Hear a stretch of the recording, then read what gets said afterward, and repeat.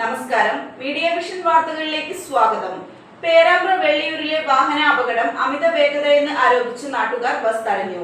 Tanker ലോറിയും സ്വകാര്യ ബസും കൂട്ടിയിടിച്ച് 50ഓളം പേർക്ക് പരിക്ക് പറ്റിയിരുന്നു.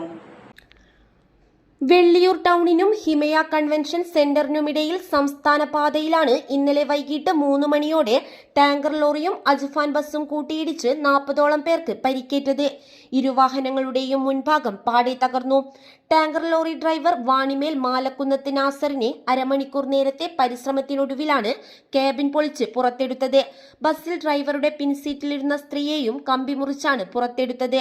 ഫയർഫോഴ്സും നാട്ടുകാരും ചേർന്നുള്ള രക്ഷാപ്രവർത്തനം ഗതാഗത തടസ്സം ഒഴിവാക്കാൻ കഴിഞ്ഞു. തുടർന്ന് ക്രെയിനെത്തിയാണ് ഇരുവാഹനങ്ങളും റോഡിൽ നിന്നും മാറ്റിയത്. 1 മണിക്കൂറോളം ഗതാഗതം തടസ്സപ്പെട്ടു. വീണ്ടും ബസ്സുകളുടെ അമിത വേഗതയാണ് അപകടത്തിന് കാരണമെന്നാരോപിച്ച് നാട്ടുകാർ ബസ് തടഞ്ഞ് പ്രതിഷേധിച്ചു. ഇടയ്ക്ക് വെച്ച് വാഹന പരിശോധന നിന്നുപോകുന്നതാണ് അപകടത്തിന് കാരണമാവുന്നതെന്ന് യാത്രക്കാർ പറയുന്നു. News bureau, media vision, Perambra.